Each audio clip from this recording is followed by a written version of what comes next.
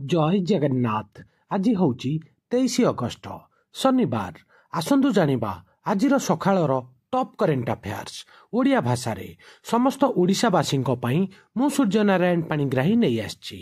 आज बहुत गुड़े नेशनल इंटरनेशनल इवेंट होइछे, आपण माने जानिबा निहाती दरकार। वीडियो को स्टार्ट करिबा, वीडियो को शेष जाई देखिबे। आजिर प्रथम इवेंट सतीश गोलचा को नुआ दिल्ली पुलिस कमिशनर भावरे नियुक्ति करा जाइछि। डिटेल ले जानिबा बहुत बड़ इवेंट। गृह मंत्रालय आईपीएस अधिकारी सतीश गोलचा को दिल्लीर नूतन पुलिस कमिशनर भावरे नियुक्ति करिछि। 1992 मसीहा बैच एजीएमयूटी कैडर अधिकारी गोलचा 1 अगस्ट 2025 रे संजय अरोरा अवसर एवं शशिभूषण कुमार सिंह मध्यवर्तीकालीन कार्यकाल पर दायित्व ग्रहण करिसेंती। बढ़ुथिबा चैलेंज मध्यरे दिल्ली पुलिस नेतृत्वर निरंतरता सुनिश्चित करिसेंती। तांको नियुक्ति एक गुरुत्वपूर्ण समय रे आसीछि, मने रखिबे, भेरी इंपोर्टेंट। एटा आउ गोटे बड़ नेशनल इवेंट।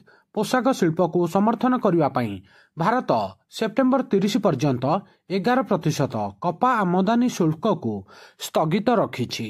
डिटेल ले जानिबा एक गुरुत्वपूर्ण नीतिगत पदक्षेप स्वरूप भारत सरकार कपा उपरे 11% आमदानी शुल्क सेप्टेम्बर 30, 2025 पर्यंत स्थगित रखिछंती। एही निष्पत्ति एपरि एक समय रे आसीछि जेतेबेले भारतर पोशाक रप्तानकारी माने बढ़ुथिबा विश्व प्रतियोगिता एवं वर्धित मूल्यर सम्मुखीन हेउछंती, जेतेबेले कि अमेरिका सहित द्विपाक्षिक वाणिज्यिक संपर्क चापग्रस्त रहिछि। एही स्थगित अमेरिकार कपाचाषी मानंकु लाभदायक करिबो एवं देशर सबुठारु बड़ नियुक्ति सृष्टिकारी भारतर बयन शिल्प एवं पोशाक शिल्प को आश्वस्ति देव बोली आशा करा जाउछि। मने रखिबे, एटा आउ गोटे बड़ इंटरनेशनल इवेंट। ईरान ओमान उपसागर रे सस्टेनेबल पावर 1404 क्षेपणास्त्र अभ्यास करिछि। डिटेल ले जानिबा बहुत बड़ इंटरनेशनल इवेंट। रणनैतिक शक्ति प्रदर्शन पाई ईरान उत्तर भारत महासागर एवं ओमान उपसागर रे सस्टेनेबल पावर 1404 शीर्षक एक बड़ क्षेपणास्त्र अभ्यास करिथिला।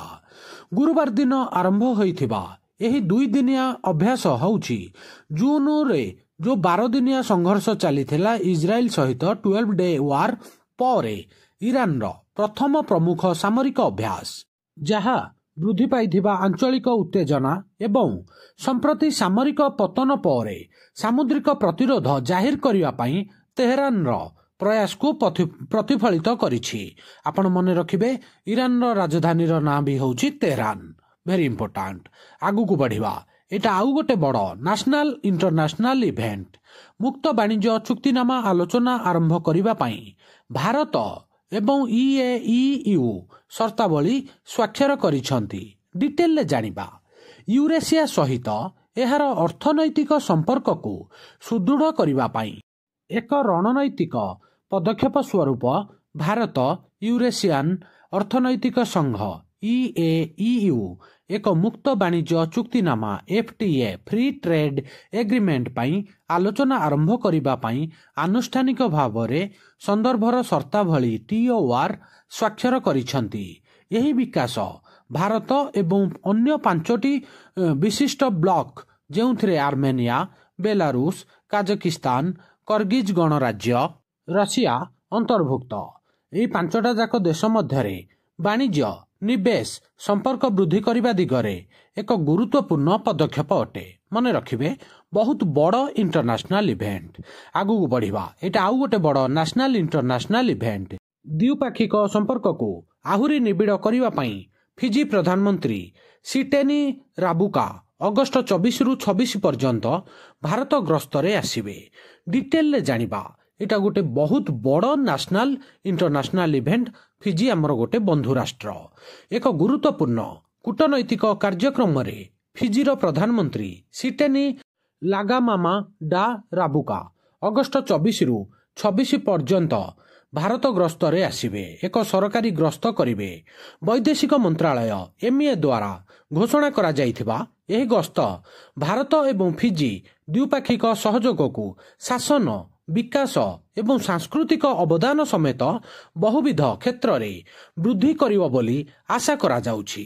ମନେ ରଖିବେ, ଏଇଟା ବହୁତ ବଡ଼ ଇଣ୍ଟରନ୍ୟାସନାଲ ଇଭେଣ୍ଟ। ଅଗଷ୍ଟ 24ରୁ 26 ପର୍ଯ୍ୟନ୍ତ ଫିଜିର ପ୍ରଧାନମନ୍ତ୍ରୀ ଭାରତ ଗସ୍ତରେ ଆସୁଛନ୍ତି। ଏଇଟା ଆଉ ଗୋଟେ ବଡ଼ ନ୍ୟାସନାଲ ଇଭେଣ୍ଟ। ଭାରତ ସରକାର ଆର୍ଥିକ ବର୍ଷ 2025 ସୁଦ୍ଧା ସମ୍ପତ୍ତି ମୁଦ୍ରୀକରଣ ମାଧ୍ୟମରେ 1.42 ଲକ୍ଷ କୋଟି ଟଙ୍କା ସଂଗ୍ରହ କରିଛନ୍ତି। ଡିଟେଲରେ ଜାଣିବା। ସାର୍ବଜନୀନ ଋଣ ବୃଦ୍ଧି ନକରି ଭିତ୍ତିଭୂମି ପାଣ୍ଠିକୁ ବୃଦ୍ଧି କରିବା ପାଇଁ ଏକ ଗୁରୁତ୍ୱପୂର୍ଣ୍ଣ ପଦକ୍ଷେପ ସ୍ୱରୂପ ଭାରତ ସରକାର ଟୋଲ ଅପରେଟ ଟ୍ରାନ୍ସଫର TOT, ଭିତ୍ତିଭୂମି ନିବେଶ ଟ୍ରଷ୍ଟ INVIT ଏବଂ ସିକ୍ୟୁରିଟାଇଜେସନ ଭଳି ବ୍ୟବସ୍ଥା ବ୍ୟବହାର କରି ଆର୍ଥିକ ବର୍ଷ 2025 ପର୍ଯ୍ୟନ୍ତ ସମ୍ପତ୍ତି ମୁଦ୍ରୀକରଣ ମାଧ୍ୟମରେ 1,42,758 କୋଟି ଟଙ୍କା ସଂଗ୍ରହ କରିଛନ୍ତି। ବିଦ୍ୟମାନ ସମ୍ପତ୍ତିର ଏହି ରଣନୈତିକ ମୁଦ୍ରୀକରଣ ସାର୍ବଜନୀନ ଭିତ୍ତିଭୂମି ବିସ୍ତାରକୁ ସୁନିଶ୍ଚିତ କରିବା ସହିତ ଦୀର୍ଘକାଳୀନ ଘରୋଇ ନିବେଶକୁ ସକ୍ଷମ କରିଥାଏ। ମନେ ରଖିବେ, ବହୁତ ବଡ଼ ନ୍ୟାସନାଲ ଫାଇନାନ୍ସିଆଲ ଇଭେଣ୍ଟ। ଏଇଟା ଆଉ ଗୋଟେ ବଡ଼ ନ୍ୟାସନାଲ ଇଣ୍ଟରନ୍ୟାସନାଲ ଇଭେଣ୍ଟ। ବର୍ତ୍ତମାନ 2025ରେ ଅହମ୍ମଦାବାଦରେ 3ଟା ଇଣ୍ଟରନ୍ୟାସନାଲ ସ୍ପୋର୍ଟସ ଇଭେଣ୍ଟ ଅର୍ଗାନାଇଜ ହେବ। ଡିଟେଲରେ ଜାଣିବା।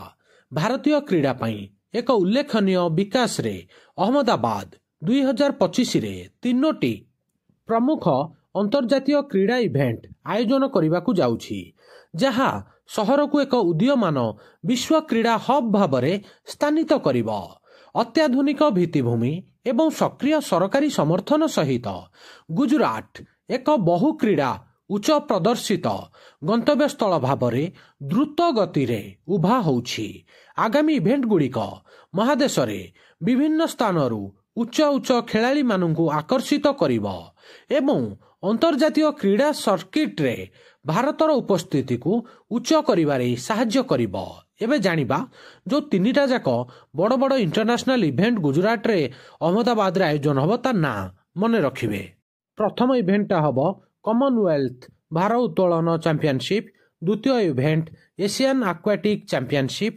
ତୃତୀୟ ଇଭେଣ୍ଟ AFC 17 ବର୍ଷରୁ କମ୍ ଏସୀୟ କପ୍ 2026 କ୍ୱାଲିଫାୟର। ମନେ ରଖିବେ ସାଙ୍ଗମାନେ, ଆଜିର ସକାଳର ଟପ୍ କରେଣ୍ଟ ଆଫେୟାର୍ସ ଏଇଠି ସରିଲା। ଆଉ ଭିଡ଼ିଓ କେମିତି ଲାଗିଲା ଆପଣଙ୍କର ମତାମତ କମେଣ୍ଟ ମାଧ୍ୟମରେ ଜଣାଇବେ। ଏହାର PDF ଆପଣମାନଙ୍କୁ ଆମର ଟେଲିଗ୍ରାମ ଚ୍ୟାନେଲରେ ମିଳିଯିବ। ଡେସ୍କ୍ରିପ୍ସନରେ ଲିଙ୍କ ଅଛି, ଟେଲିଗ୍ରାମ ସହିତ ଯୋଡ଼ି ହୋଇଯିବେ। ଭିଡ଼ିଓକୁ ଲାଇକ୍ କରିବେ, ସମସ୍ତ ସାଙ୍ଗସାଥୀ ପ୍ରତ୍ୟେକ ଓଡ଼ିଶାର ଛାତ୍ରଛାତ୍ରୀଙ୍କ ପାଖକୁ ସେୟାର କରିବେ। ନୂଆ ଥିଲେ ୱାର୍ଲଡ ଆଫେୟାର ମଧୁଜିକେ ଓଡ଼ିଆ ଚ୍ୟାନେଲକୁ ସବସ୍କ୍ରାଇବ୍ କରିବେ। ସବୁଦିନ important GK, current affair, sports affair, world affair, employment news notification ଆପଣଙ୍କୁ ଏଠାରେ ମିଳିଥାଏ। ଭିଡ଼ିଓ ଦେଖିଥିବାରୁ ବହୁତ ବହୁତ ଧନ୍ୟବାଦ। ଜୟ ଜଗନ୍ନାଥ। ବନ୍ଦେ ଉତ୍କଳ ଜନନୀ।